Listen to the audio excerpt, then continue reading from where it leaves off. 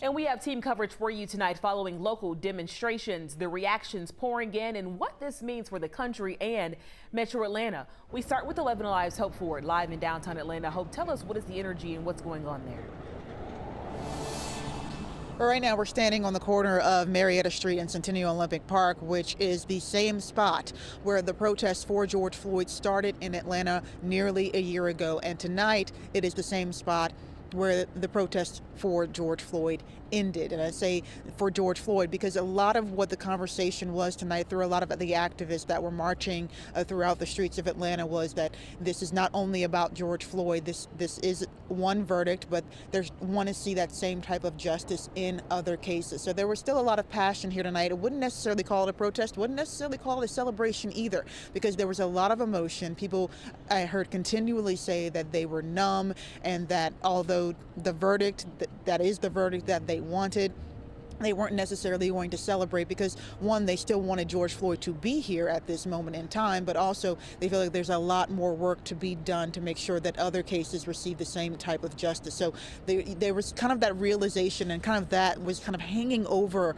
really a lot of the activists tonight as they continue to march. And you can kind of see them kind of go back and forth between thinking about George Floyd, but thinking about the work that they feel that they still need to continue to do. And I'm going to let you listen to one activist that I talked to today, that I've talked to many times, and today she really just had a lot of emotion come out of her. So I'm going to let you listen to that. We're still fighting for the same thing a year later. Matthew Williams in DeKalb County lost his life this month, a week ago. A teenage girl lost her life today. So we have to ask ourselves, as we continue to fight for justice, as we continue to say the name of George Floyd, as we continue to fight, when are things going to change? When are things actually going to change? Because nothing has changed since we were here a year ago. People are still dying every day.